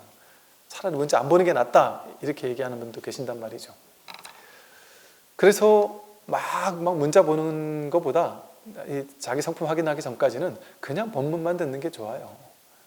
막 이것저것 공부하려고 막 불교 지식 쌓으면서 막 이것저것 공부 막 다 하면 하나하나 차근차근 내가 불교를 알아가겠지? 그건 이제 나중에 공부 자기 성품 확인하고 나서 그때부터 이제 재미 삼아 보면 돼도 그전에는 막 교리 공부 굳이 안 해도 돼요. 그냥 들으면 돼요. 그냥 정리 안 해도 돼요. 교리와 교리 간의 연결 이런 거 몰라도 돼요. 그냥 들리는 것만 들으면 돼요. 모르는 건 모를 뿐하고 모르는 거는 모를 뿐이니까 더 좋고 들리는 건 그냥 듣고 그래서 가장 쉽게 공부하면 돼요. 그래서 견성하면 곧 부처이다. 그 성스러운 본바탕은 본래 청정하여 더러움이 없다. 모든 말씀이 다 성인의 마음에서 일어난 작용이지만 작용이니 본체니 하는 것도 본래는 다 공하다. 말로는 미칠 수가 없으니 12부경이 어찌 미칠 수가 있겠는가. 모든 부처님의 모든 말씀, 모든 경전, 모든 어록, 이게 다 성인의 마음에서 일어난 작용이죠. 그런데 작용이다, 뭐 본체다, 이게 따로 있는 게 아니에요. 부처 중생이 따로 있는 게 아니에요. 성스럽고 천한 게 따로 있는 게 아니에요. 다 하나의 바다, 하나의 바다, 하나의 성품, 하나의 물결, 모든 물결은 하나의 바다에서 나왔듯이 부처도 여기서 나왔고 중생도 여기서 나왔단 말이에요. 중생이 없으면 부처는 없어요. 중생이 있으니까 중생에 상대해서 부처라고 방편을 썼을 뿐이에요. 그러니까 여러분은 부처를 깨달을 건 없어요. 그냥 분별을 해결하면 돼요. 분별에 끌려가지 않으면 그게 부처지. 부처는 그냥 우리의 본래 있던 성품이니까. 그러니까 본래 성품이라고 하죠. 그냥 부처는 깨달을 필요가 없어요. 얻을 필요가 없어요. 성취하거나 얻거나 가지거나 깨달을 필요가 없어요. 부처는. 그러니까 부처를 붙잡고 매달릴 필요 없어요. 자기 분별이 깨지는 공부예요. 이 공부는. 자기 분별이 깨지면 돼요. 분별을 확실히 보는 공부예요. 그러면 분별이 공한 줄 알아서 분별에 끌려다니지 않는단 말이에요. 그러면 본래 부처였는데 내가 쓸데없이 분별에 끌려다니니까 중생인 줄 알았구나. 끌려다니지 않으니까 본래 있던 부처예요. 원래부터 본래 있던 부처구나. 그러니까 다 이렇게 텅 비었어요. 그래서 부처니 작용이니 본질이니 이게 다 말마디지 그런 뭔가가 따로 있지 않아요. 오늘 여기까지 말씀드리겠습니다. 안녕하십시오.